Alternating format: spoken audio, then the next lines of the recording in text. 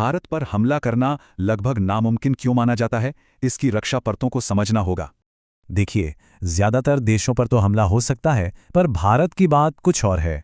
भारत की रक्षा की पहली परत किसी इंसान ने नहीं बनाई। ये है इसकी अपनी जमीन, इसका भूगोल। अगर उत्तर से हमला हो तो सामने खड़ा है हिमालय, दुनिया की सबसे ऊंची और खतरनाक पर्वत श्रृंखला। और अगर पश्चिम से कोई आए तो स्वागत करेगा थार रेगिस्तान। यहां पारा 50 डिग्री के पार चला जाता है। तो हमलावर सेना के पास दो ही रास्ते हैं, या तो जमा देने वाली ठंड या झुलसा देने वाली गर्मी।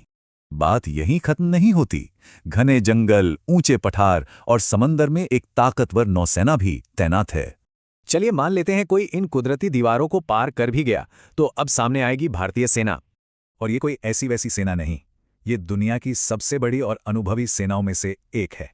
10 लाख से ज्यादा तो एक्टिव सैनिक हैं और इनके पीछे एक बहुत बड़ी रिजर्व फोर्स भी खड़ी है।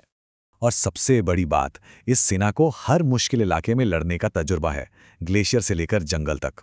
सेना के बाद आती है रक्षा की तीसरी और सबसे खतरनाक परत, भारत के परमाणु हथियार। भारत के पास न्यूक्लियर ट्राइड है, मतलब ये जमीन, हवा और पानी तीनों जगह से परमाणु हमला कर सकता है। तो अगर एक जगह से हमला नाकाम भी हुआ तो दूसरी जगह तैयार है, पलटवार की गारंटी पक्की है। पर सोचिए, अगर किसी दुश्मन ने एक शहर पर कब्जा कर भी लिया, तब सामने आती हैं आखिरी परतें। तब सामने आएगी वो चुनौती जो किसी भी सेना के लिए नामुमकिन है, इस देश के लोगों को काबू करना। 1.5 अरब की आबादी, इतने बड़े देश पर कब्जा करके उसे चलाना लगभग नामुमकिन है। और फिर आती है जियोपॉलिटिक्स। भारत पर हमले का मतलब होगा पूरी दुनिया से दुश्मनी मोल लेना, क्योंकि ये सिर्फ एक सैन्य हमला नहीं होगा, ये पूरी दुनिया की अर्थव्यवस्था के लिए एक तबाही होगी। तो सवाल यह है कि क्या आज की दुनिया में हमला सिर्फ एक फौजी कदम है या पूरी दुनिया के लिए एक बड़ी